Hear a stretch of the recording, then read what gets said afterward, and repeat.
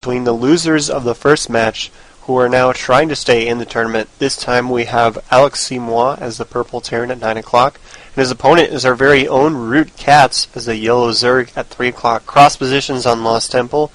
Zerg versus Terran. Best possible spawns on this map for the Zerg player. But once again, go visit root-gaming.com.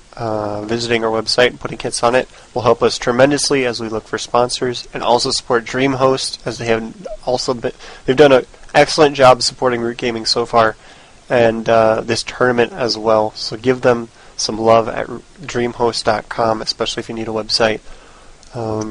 But yeah, Terran versus Zerg on Lost Temple.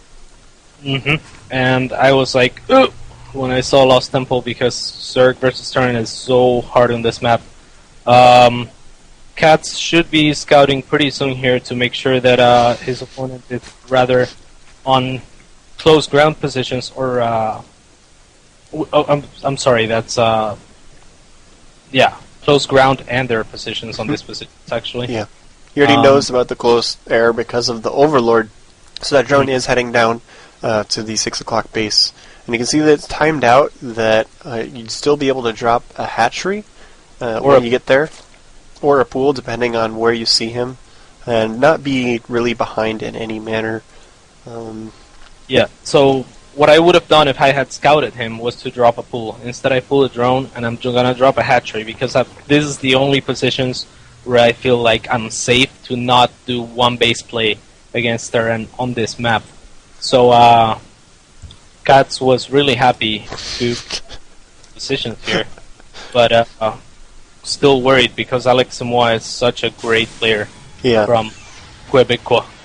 Alex Seymour were lost in the first round against Braddock, and CatZ lost against an all-in uncharacteristic by Hydra, where he stopped making probes pretty early. So, we'll continue to watch this game now and see how it develops. Yes, the spawning pool is on the way for CatZ. It's just about at the halfway finish mark. Alex Seymour has not made an extra barracks yet.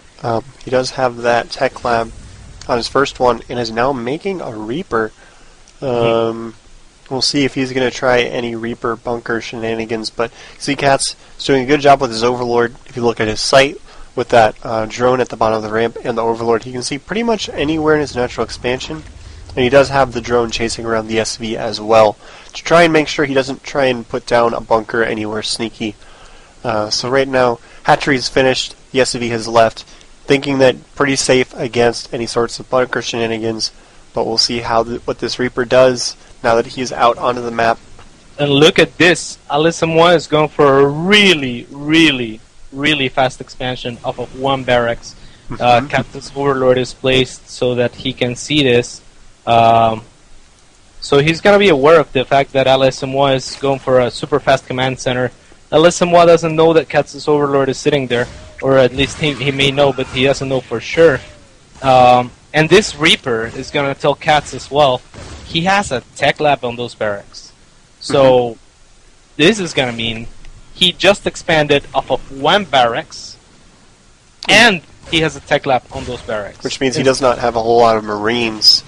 Which means one Reaper, probably one more coming or something like that, and then probably Marauders. I mean, you don't want to make Marines off of tech lab unless you're going for a super, super, super fast speed.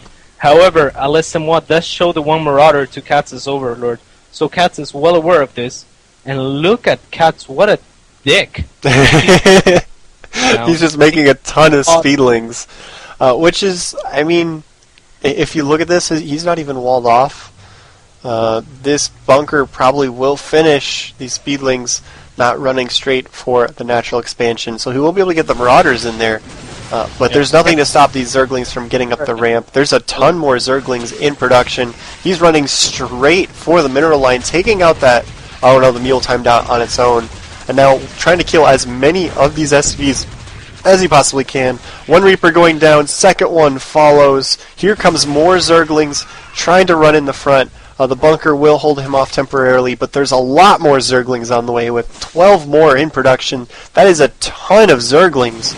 Might be able to just flat out kill Aleximois or force him to be back onto one base, putting him super far ahead. Zerglings running into the mineral line, taking out SCVs left and right. If he can kill these transferring SCVs as well, it would be a huge hit to Alex.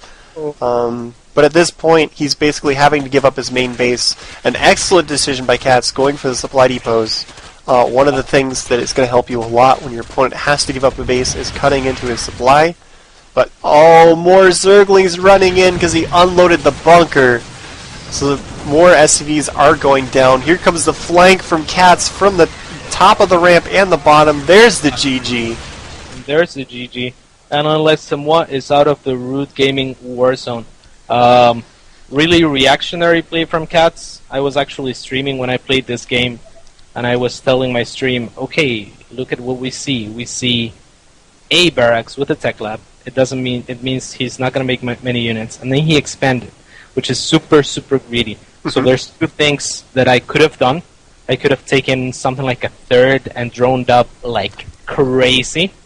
Or I could have made lings, a lot of lings, hide them for a little bit, attack, and there is almost no possible way for Aleximois to stop it off of one tech lab.